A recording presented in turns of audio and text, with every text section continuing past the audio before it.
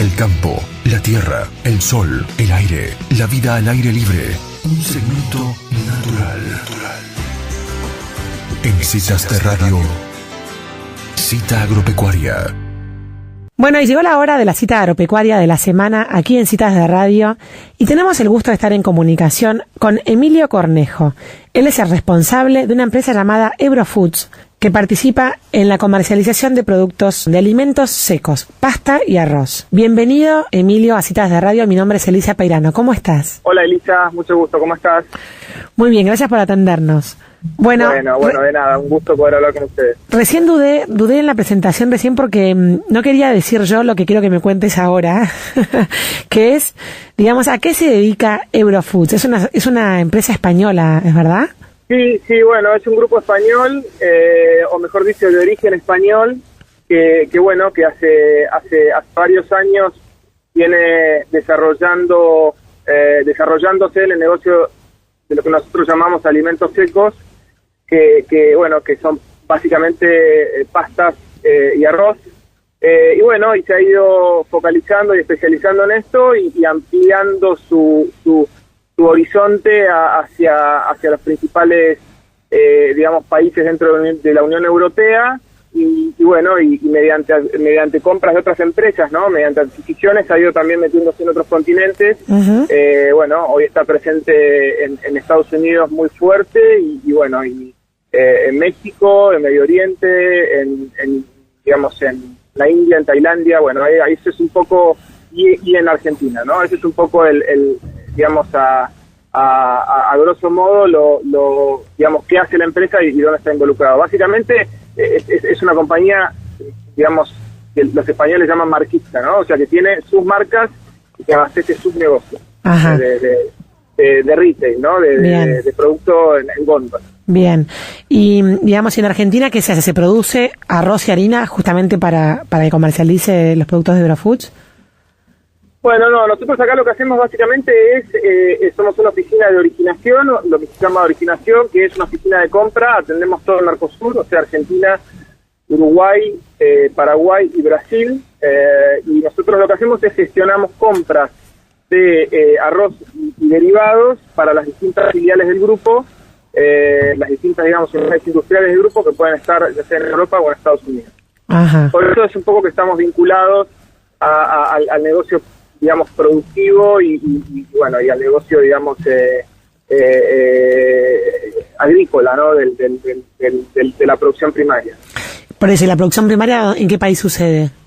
Bueno, básicamente el arroz, es un cultivo básicamente asiático en su origen y cuando lo ves el cuadro de producción mundial. Y de consumo también, ¿no? O sea, como para que tengas una idea, nosotros en Argentina consumimos no más de 6 kilos por habitante por año, cuando, países de Asia consumen cerca de 200 kilos. Cuando digo 200 kilos por habitante por año, uno hace la cuenta rápida y dice que comen 1 kilo de arroz por día, o casi 1 kilo de arroz por día. No, lo que pasa es que ellos comen pan de arroz, leche de arroz, vino de arroz, claro. O sea, el arroz está presente en todo lo que consumen, entonces eso los lleva a niveles de consumo extremadamente altos. Claro. Pero nosotros no somos un país, con una historia en el consumo importante, ¿no? O sea, sí lo es para compararlo Brasil. Uh-huh. Que todos los que han ido a Brasil ven que en general el arroz es un plato que está prácticamente como el pan para nosotros. Claro. Ellos tienen el consumo de arroz está mucho más extendido y ellos, para tener comparación, consumen 30 kilos por habitante por año. Un montón. Casi 5 veces lo que consumen. Sí, Qué bárbaro. Qué increíble los hábitos culturales, ¿no? Cómo afecta lo que está en la mesa. Sí, eso. Claro, Brasil en particular está considerado como es algo cultural, pero por otro lado también tiene que ver con sus orígenes, toda la inmigración o la movida, africana que cae en Brasil lleva muchísimos hábitos de consumo, digamos, diferentes a los nuestros, ¿no? Nosotros tenemos una dieta mucho más mediterránea, ¿no? Verduras, carnes, y bueno, y ellos tienen una dieta mucho más calórica, ¿no? O sea, donde, bueno, tiene más sentido que consumar más arroz. Está un poco en sus orígenes. Y, por ejemplo, el tema de las pastas, ¿tenemos un consumo per cápita alto a nivel mundial en Argentina o no tanto? Mira, honestamente no tengo el número exacto a hoy, pero el número de pastas tiene que estar en el orden de los 15 kilos aproximadamente. O sea, es bastante superior al arroz, pero bueno, todavía está lejos del consumo de carne o de otros consumos, digamos, de pastas en otros lugares, ¿no? O sea, claro. Creo que todavía a nosotros nos falta mucho por desarrollar en el mercado tanto de arroz como de pastas, ¿no? O sea, más allá de que son productos que están, digamos, que no son muy familiares, pero bueno, no están todavía del todo incluidos en la cotidianidad, ¿no? Como si por ahí está la carne, ¿no? Claro, está bien. Y con respecto a la producción de arroz, volviendo un poco a la producción primaria, el arroz sí o sí necesita el agua, ¿no? Para ser cultivado. Danos como un paneo pequeño sobre la producción de arroz. Bueno, a ver, a grosso modo, la producción de arroz en Argentina se concentra básicamente en el litoral, o sea, básicamente en Entre Ríos, Corrientes. Hay algo también en Santa Fe y bueno, hay algo en el Chaco y Formosa, pero básicamente es Entre Ríos y Corrientes. Y bueno, sí, correcto, digamos, el cultivo de arroz es un cultivo irrigado que requiere, digamos, que una vez que se siembra el arroz y que emerge cuando tiene una altura determinada, requiere que se inunde, o sea, que se cubra con una lámina de agua, que se mantenga prácticamente todo el cultivo con esa lámina de agua, digamos, cubierto. El agua, digamos, en el arroz cumple varias funciones, ¿no? O sea, una de las funciones principales que cumple es, digamos, que el arroz es una planta, no es una planta acuática, pero es una planta que se adapta muy bien a ese ambiente, al ambiente, digamos, inundado, y bueno, y tiene la ventaja de que el agua también hace un control de malezas muy bueno, ¿no? Como el arroz se adapta al agua, claro, nosotros se la mayoría de las malezas no. Entonces, el arroz cumple también la función de permitir, digamos, un control de malezas. El agua, perdón, cumple la función de, digamos, de mejorar el control de malezas.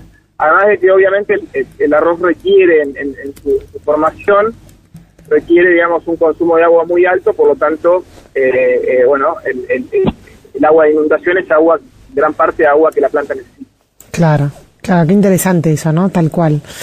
Emilio, y con respecto a la producción de pastas, ¿han tenido, esto es una pregunta que podés no saber la respuesta porque en realidad por ahí no podés saberla, pero viste que ha habido como una tendencia mundial hacia dejar de consumir harinas o una conciencia mayor con el tema de la celiaquía y demás?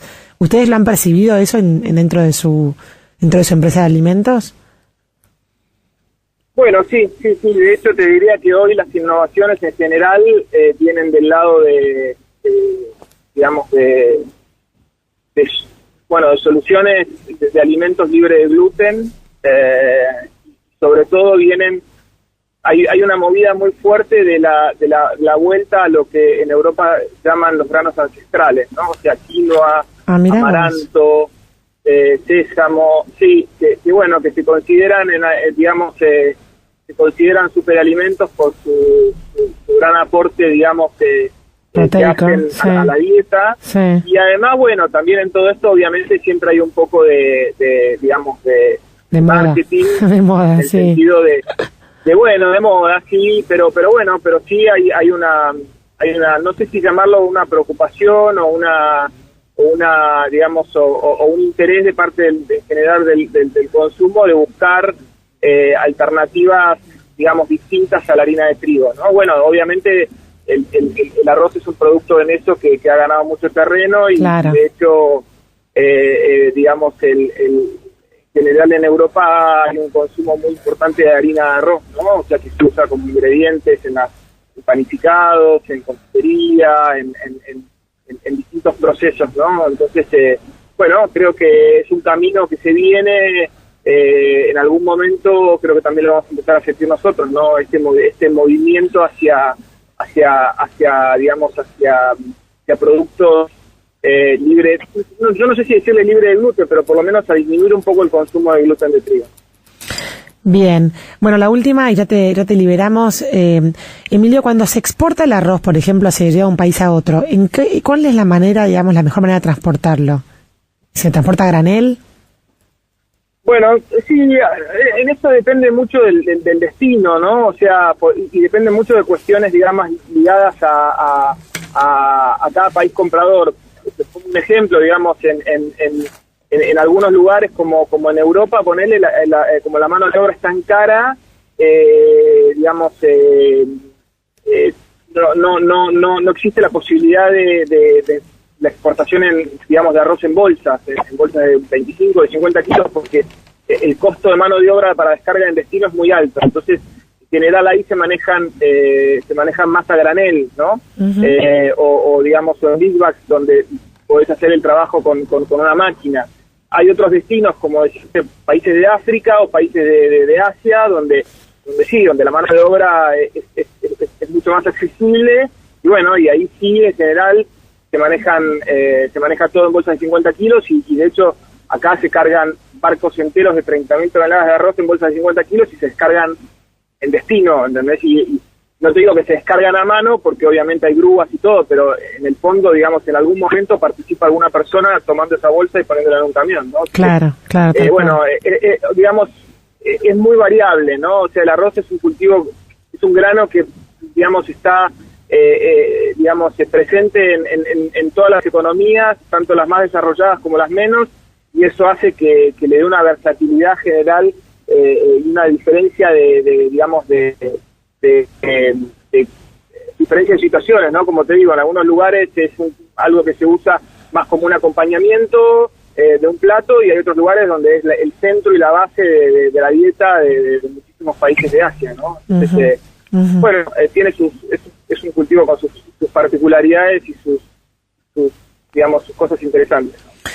Súper interesante. Bueno, muchísimas gracias, Emilio, por esta cita de agropecuaria. La verdad que es muy interesante meternos sobre todo en la parte también de comercialización de los alimentos secos. Muy amable, muchas gracias.